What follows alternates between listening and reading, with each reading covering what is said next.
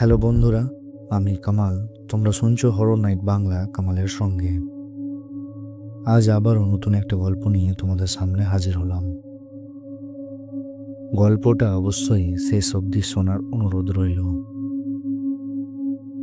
আজকের গল্পের শিরোনাম কবরস্থানের শেষ প্রশ্ন। আজ যে ঘটনাটা আমি আপনাদের শোনাতে যাচ্ছি সেটা কোনো বানানো গল্প নয়।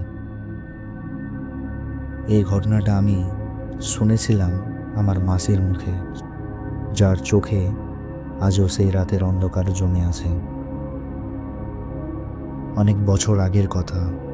মাসি তখন ছোট্ট বেসরকারি প্রাইমারি স্কুলে পড়াতো। মাইনে ছিল খুব কম, তাই স্কুলের পর প্রাইভেট টিউশনই ছিল একমাত্র ভরসা। মাসি আর মামা তখন একসাথে থাকতো একটা ভাড়া বাড়িতে। দুজনেরই বিয়ে হয়নি, দুজনেই পড়াতো, এইভাবেই দিন চলছিল। যে ঘটনার কথা বলছি সেটা ছিল শীতকাল। শীতের বিকেল মানেই সূর্য ডোবার সাথে সাথে অদ্ভুত নীরবতা। সেদিন মাসি রোজকার মতো স্কুল ফিরে খাওয়া দাওয়া সেরে একটু বিশ্রাম নিয়ে বিকেল 5টার দিকে টিউশন পড়াতে বেরিয়েছিল। মাসির পাড়ার নাম ছিল কতুলি, আর টিউশন পড়াতে যেত রাজবাগ নামের এক জায়গায়। রাজবাদে যেতে হলে একটা মুসলিম পাড়া পার হয়ে যেতে হতো, আর সেই পাড়ার শেষ মুখেই ছিল একটা বিশাল কবরস্থান, উঁচু পাঁচিল দিয়ে ঘেরা। ভেতরে কি আছে দিনের আলোতেও ঠিকঠাক দেখা যেত না। টিউশন শেষ করে মাসি যখন ফিরছিল, ঘড়িতে তখন প্রায় 9:30 বাজে। শীতের রাত, 9:30 মানেই রাস্তাঘাট প্রায় ফাঁকা। তখনকার দিনে স্ট্রিট লাইট খুব কম ছিল, একটা আলো, তারপর অনেকটা অন্ধকার, আবার একটা আলো।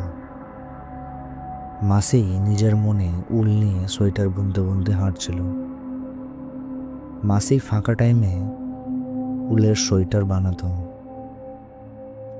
সেদিনও সেই একই কাজ করতে করতে ফিরছিল।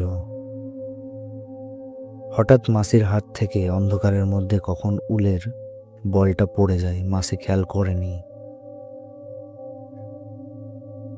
তারপর হাঁটার শব্দ ছাড়া আর কিছুই শোনা যাচ্ছিল না।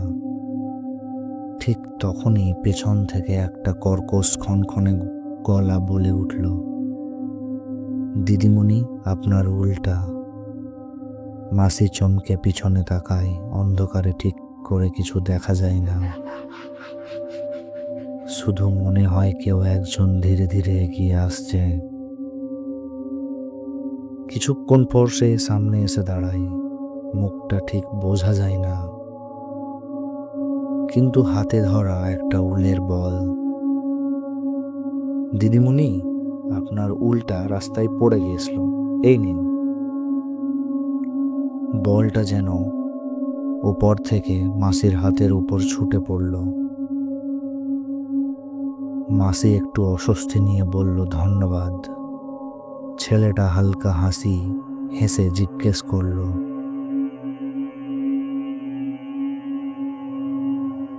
আপনি কি এই পাড়াতেই থাকেন? মাসি বলল, না, এর পরের পাড়ায়। কেন? না, কিছু না, আমি বাইরে থেকে এসেছি, একজনকে খুঁজছি।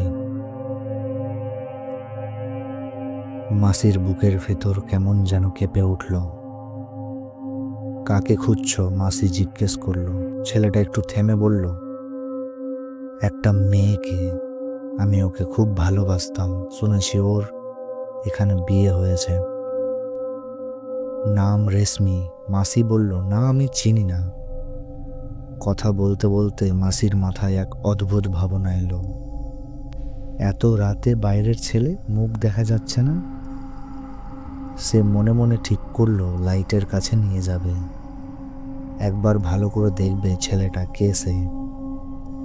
দূরে কবরস্থানের গেটের পাশে একটা খুব কম আলো জ্বলছিল।